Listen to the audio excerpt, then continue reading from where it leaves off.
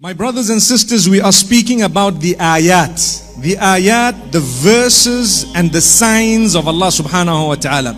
Every verse in the Quran is actually a sign of Allah subhanahu wa ta'ala. It is, in fact, the word of Allah subhanahu wa ta'ala. So if you were to look closely at any one of the verses in the Quran, you would notice that it has in it the power of divinity. It is divine. It is from Allah subhanahu wa ta'ala. There is no error in it. Linguistically, it is absolutely accurate. So this is part of the word of Allah subhanahu wa ta'ala. The Quran is indeed that which is the most valuable ever. I'm not going to go into the meanings of the term ayat because I'd like to move on to the specific topic that I have this evening. And that is Musa alayhi salatu was salam, the Prophet Moses, may peace be upon him. You and I know that in the Quran, the story of Musa alayhi salatu was salam is repeated the most, more than any other messenger of Allah subhanahu wa ta'ala. So this story is only repeated because of its importance. Because there are lessons that we derive from the story. Remember, my brothers and sisters, whenever we have a story that is mentioned by Allah subhanahu wa ta'ala or by Muhammad sallallahu alayhi wa sallam, it is not there for nothing. It is not there for no reason. There is definitely a reason.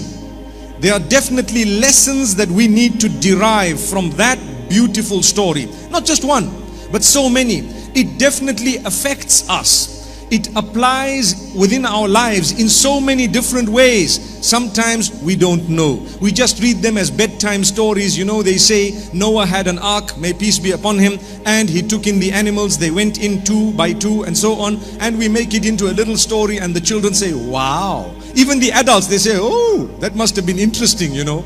But they don't realize what is the lesson. Every messenger of Allah subhanahu wa ta'ala was sent with the primary message that is the same. You know, when they say the messengers all brought the same message, some children ask, well, why don't the Christians fulfill the 5 salah the way we do?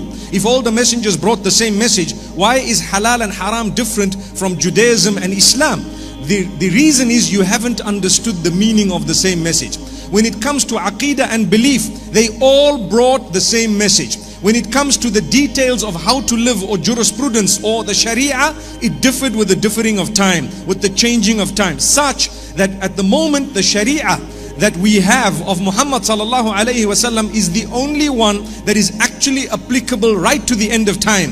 This is the beauty of the final sharia. But when it comes to belief, amantu billahi, all the messengers taught that. Wa malaikatihi wa kutubihi wa rusulihi wal yawmil akhir wal qadar hulwihi wa murrih or khayrihi wa sharrih min Allah wal ba'thi ba'da al maut. All of that is included in the pillars of iman. The messengers all taught exactly the same. So all these messengers came in and they said, worship Allah alone. U'budu Allah ma lakum min ilahin ghayruh. Worship Allah alone. You have no deity besides Allah. There is no one other than Allah who will help you, who is your maker, who is owed worship, whom you shall return to. It is only your maker. May Allah make it easy for every one of us. So this is why we say the primary message was always the same, exactly identical. Musa alayhi salatu was salam was sent at a time when there was great difficulty and hardship. What was the hardship?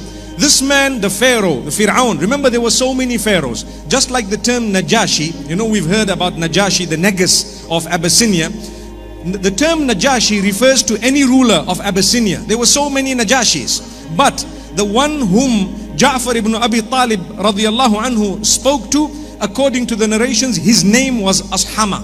Ashama. The same applies when it comes to Fir'aun. When you say Pharaoh, there was this Pharaoh and that Pharaoh and the other, so many Pharaohs. It was the title given to the one who ruled at that time that particular civilization within what we know today as Egypt. But at the same time, who exactly was he? Some say he was Ramses II. Some have other opinions. That's besides the point. The real point is, he was a tyrant. The particular man we're talking about, he was a human being. He knew he was a human being. But because he had lots of money, because he had lots of wealth, so to speak, and he had lots of power, he called himself a god. وقال فرعون يا أيها الملأ ما علمت لكم من إله غيري. Fir'aun told his cronies, the people who were close to him, the chiefs, the ministers, those with power, a little bit of power, whom he had given to. He told them, I don't know of another God for you guys besides me. I'm the God. They knew that he also visits the toilet so many times a day. They knew that. But, you're the God. Why? Money. Everyone wants to worship money and power. A man who has power. Wallahi, I recalled something very strange. One driver who had driven me recently in a vehicle that was totally tinted, completely tinted. He told me, this car, it's more powerful than a human being. I told him, what do you mean? He says, when we drive, when I'm alone in the car, people wave at the car. I was like, what? He says, yeah, they salute. Even the policemen, subhanallah, they see this vehicle with such a number plate, such a posh car, they just look at it, they salute and they let you move through. They don't even know what's going on. Why? It's wealth. That's what it is. It's power. It depicts power, doesn't it? May Allah subhanahu wa ta'ala forgive us. We learn a lesson that it has nothing to do with your money. It has nothing to do with your power. It has to do with your closeness to the one who made you. That's what it is. That's primary lesson number one that we learn from the story of the Pharaoh. It's nothing to do with his power. It's nothing to do with his status that he had on earth. It's nothing to do with his wealth. It is to do with how close you are to Allah. How many of us, we don't have much. People love us because we serve them. And we serve Allah subhanahu wa ta'ala. How many of us, we have a lot. No one wants to even talk to us. How many of us, we have authority. People hate us. They only like us because we're in authority while we were in authority so that they protect themselves from harm. One of the signs of the hour is an yukram ar-rajulu makhafata sharrihi. You know what that means? A person will be honored, not because he's worth the honor, but because we fear that he might harm us. So we say, hello sir, how are you? I don't even want to greet you, man. The only reason is you're in a little bit of power. If I don't greet you, there might be a bit of a problem. So how are you? I invite you to my function. I do this, I do that. Not because I want you to be there. It's a sign of the hour that people will be honored. Not because they deserve honor. Just because they are capable of a lot of evil if they were not given that makeshift honor. Should I say that honor which is fake? May Allah subhanahu wa ta'ala forgive us. The Pharaoh, that's how he was. That's how he was. He knew he's not a god. He knew it very well. But he used to say he is. One day a fortune teller told him, it's a long story, I'm cutting it short. Fortune teller told him, you know what? Your power is going to go, your wealth is going to go. A man from these people. Who are these people? Banu Israel. Who are the Banu Israel? They are the children of Yaqub alayhi salam. Yaqub alayhi salam, the prophet Jacob, may peace be upon him, he was known as Israel as well. And his children were known as Banu Israel, the children of Yaqub. And subhanallah, he had 12 sons, and those were the leaders of the 12 different tribes. The 12 different tribes. Now, remember, it was the plan of Allah subhanahu wa ta'ala. Fir'aun was there.